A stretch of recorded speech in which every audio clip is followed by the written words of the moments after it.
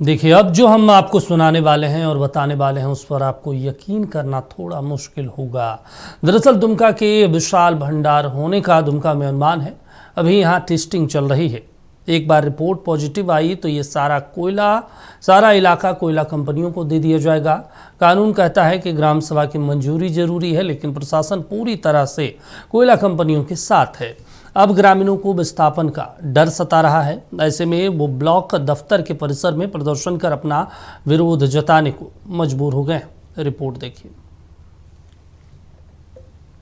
लोकतंत्र ने हमें अन्याय का विरोध करने की ताकत से लैस किया है, लेकिन अगर अन्याय के साथ राज्य की शक्ति मिल जाए तो क्या करे आम जनता, गरीब गुरबा। दुमका में गरीब गांव वाले आंदोलन कर रहे हैं। मीडिया में इसकी रिपोर्टिंग न के बराबर है, लेकिन यही दर्द की एक कहानी है जो आपको जरूर सुननी चाहिए।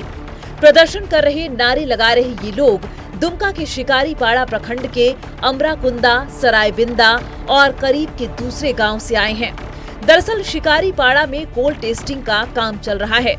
जल्द ही यहाँ खदान चिन्हित कर कोयले की खुदाई शुरू करने की योजना है, लेकिन जिनकी माटी के अंदर ये काला सोना है, उनकी चिंता न प्रशासन को है न कोयला कंपनियों को। स्थानीय लोग विस्थापन का दर्द सहने को राजी नहीं है।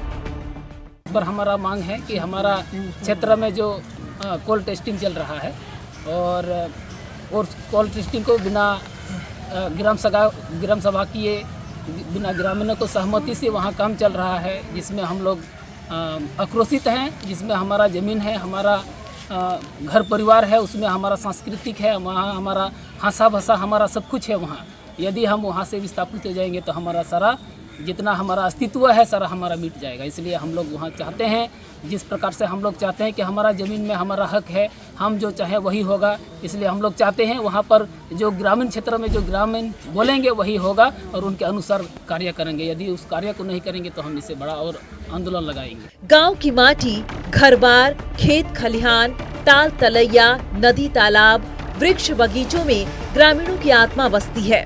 एक बार खनन शुरू हो गया तो पेड़ पौधे, मिट्टी, पानी सारे प्रदूषित हो जाएंगे, जीना मुश्किल हो जाएगा। झारखंड में विस्थापितों के साथ कोयला कंपनियों और प्रशासन ने कभी इंसाफ नहीं किया है। हम लोग इससे भी और आगे जाएंगे, जहां तक हम लोग जा सकते हैं वहां तक जाके हम लोग धरना प्रदर्शन करेंगे। आज तो इतना है और चाहेंगे यदि हमारा मांगों को पूरी नहीं करता है तो इससे और बड़ा मांगे हम लोग कर सकते हैं। कंपनी को हेज करना अदो एकल जोर जबरदस्ती बुरे को बुरिंग दा और आले दो मेन दाले बाले बुरिंग उचुआ और उनको दुको बुरिंग दा और आले को दाले लिया को और एकल कथा की बकु मनाव दा और ये बुरिंग कान गया को कल आले से ते बुरिंग हुई ना। जिन ग्रामीणों का सब कुछ उजड़ने वाला है, उन्होंने लोकतंत्र की मर्यादा में रहते हुए पूरी तरह शांतिपूर्ण तरीके से प्रखंड परिसर में धरना दिया और बीडीओ को राष्ट्रपति के नाम ज्ञापन सौंपा। ग्रामीणों का कहना है कि अंचल अधिकारी ग्राम सभा को दरकिनार कर कोयला कंपनियों के हित के लिए आगे बढ़कर काम कर रहे हैं और ग्रामीणों के हक को कुचल रहे हैं।